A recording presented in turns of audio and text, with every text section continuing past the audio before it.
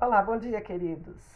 Estou aqui para gravar mais um vídeo para a nossa meditação e hoje eu quero deixar mais um pedacinho do meu testemunho.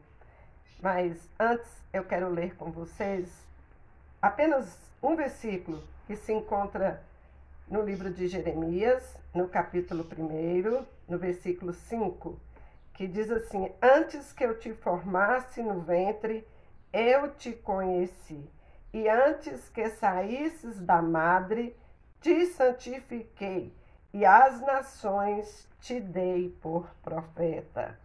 Amém. Glória a Deus. É uma promessa linda do Senhor, uma promessa que Deus deixou, né?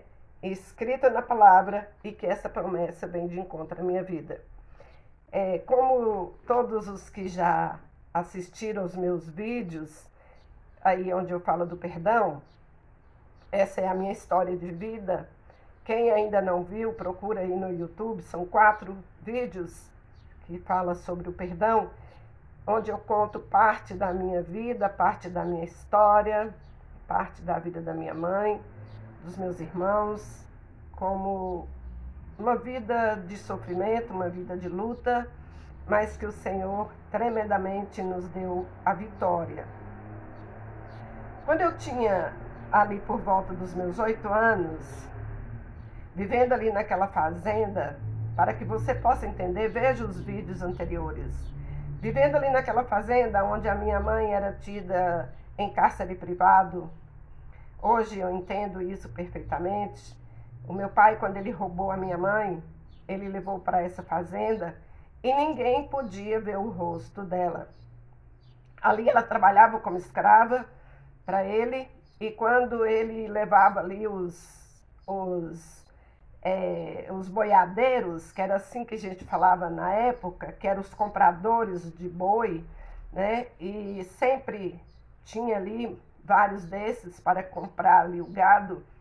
Ele pedia para ela preparar o almoço, para tirar o coco, para tirar a água do coco, para ele servir ali para os boiadeiros com uísque.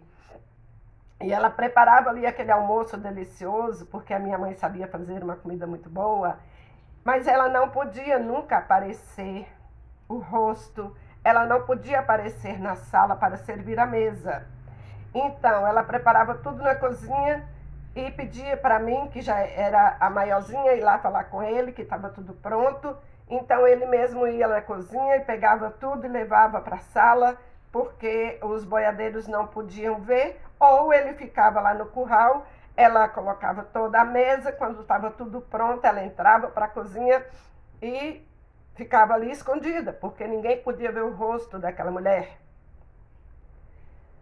Crescemos ali assim, eu já com 8 anos, uma mulher que morava em Belo Horizonte.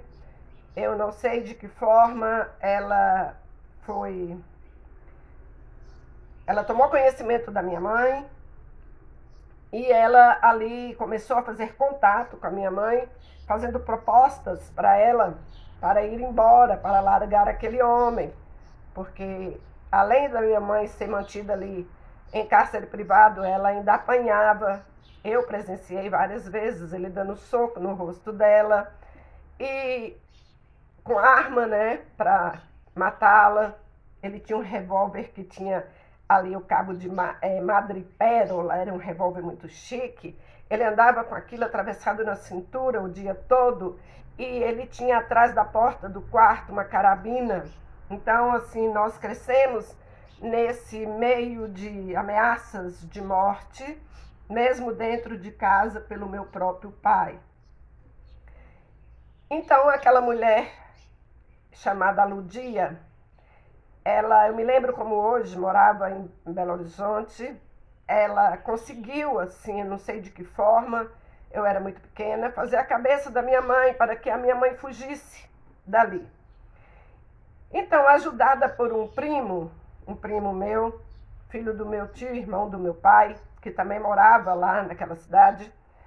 O meu primo, ele ainda era um rapaz muito novo, mas ele ajudou a minha mãe a fugir. E nós fugimos para Belo Horizonte de trem de ferro.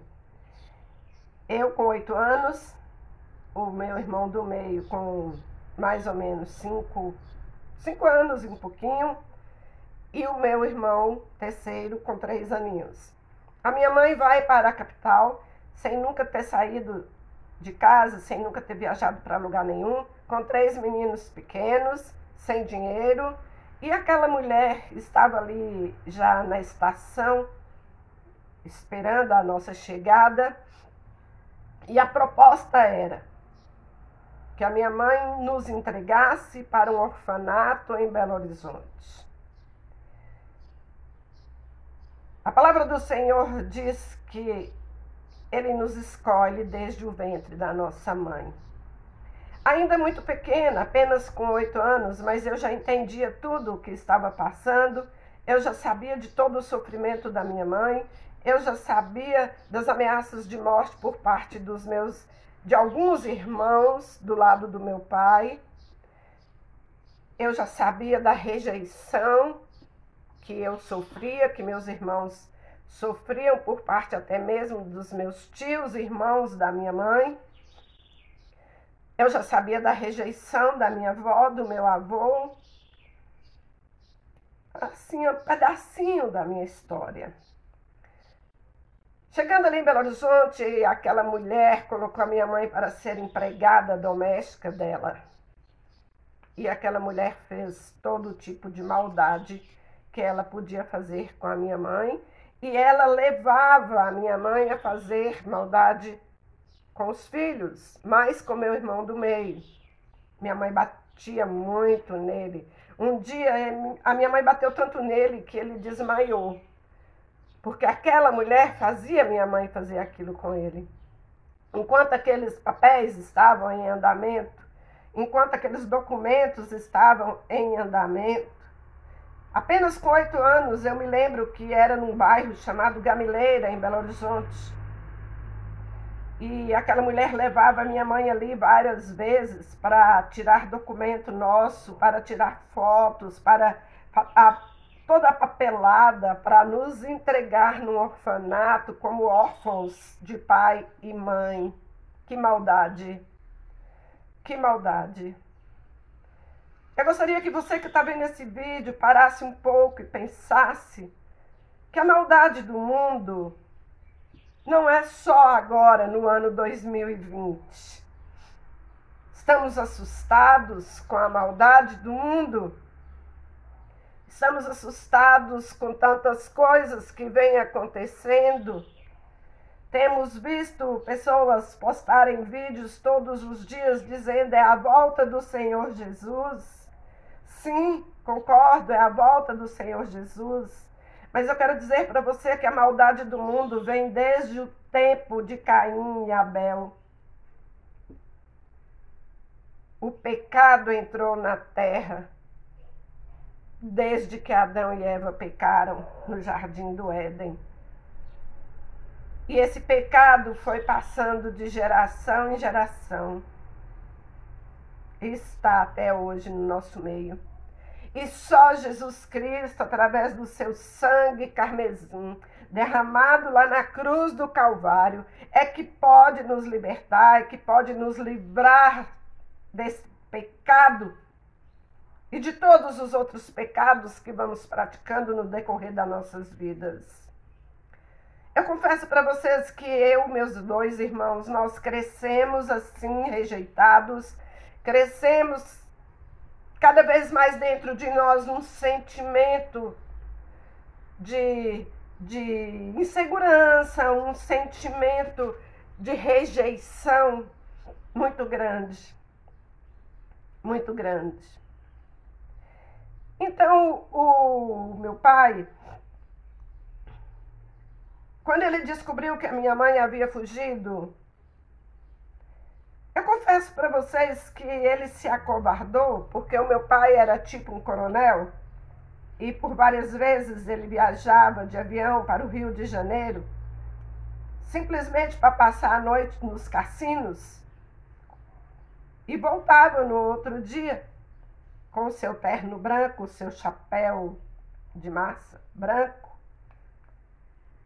Muitas vezes ele ia lá no Rio de Janeiro, perdia tudo que tinha, voltava, e a minha mãe trabalhava como escrava para ajudar aquele homem a se reerguer.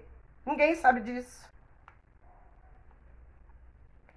Ele começou a mandar cartas para minha mãe, pedindo para não nos colocar no orfanato, para voltar para casa, fazendo promessas e mais promessas que nunca foram cumpridas. Aquela mulher chamada Ludia, ela recebia aquelas cartas e ela jogava aquelas cartas fora para que elas não chegassem às mãos da minha mãe. E um certo dia, eu creio que faltando 2 dias para nos levar para o orfanato, onde eu ia ser separada dos meus 2 irmãos, porque a menina fica em uma casa, meninos em outra, íamos crescer sem ter contato. Talvez, quem sabe, lá na frente, alguém nos adotasse. Faltando 2 dias, eu me lembro que eu fiquei doente, eu fiquei com muita febre, porque eu sabia do que estava acontecendo. O meu irmão pequenininho era totalmente inocente, o do meio ele entendia também, aí era a causa de muitas vezes ele ficar rebelde e ter que apanhar tanto. Minha mãe estava ali, ela tinha saído ali no portão daquela casa quando o carteiro chegou e entregou uma carta na mão dela. E naquela carta o meu pai dizia: pelo amor de Deus, não interne os nossos filhos. E eu não sei de que forma ele conseguiu que chegasse até a minha mãe algum dinheiro e nós voltamos. Aí já voltamos de ônibus e ele estava nos esperando na rodoviária. Aí ele já não mais nos levou para a fazenda como era antes. Ele nos levou para uma casa ali no comérciozinho, ali na cidade chamada Riacho dos Machados. Só que ele nos deixou ali naquela casa, queridos, e sumiu. Ele foi numa venda que tinha lá e disse para o moço: olha, tudo que ela precisar aí de alimento, ela vai pegar, você está autorizado a entregar e quando eu voltar eu te pago. Só que a minha mãe era muito boba, ela nunca foi naquela venda pegar nada ali fiado. Ela costurava dia e noite para comprar feijão e macarrão, café com farinha para nós alimentarmos.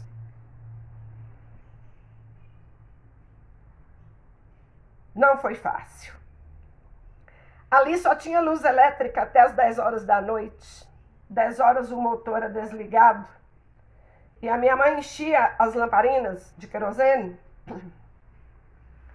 E ali ela costurava a luz daquela candeia até as 2, 3 horas da madrugada. E ainda ali, do lado dela, eu, sentada na cama, sem conseguir dormir, com as crises de asma que vocês já sabem, quem já viu os meus vídeos lá atrás já sabe. Mas nós conseguimos. Nós conseguimos vencer.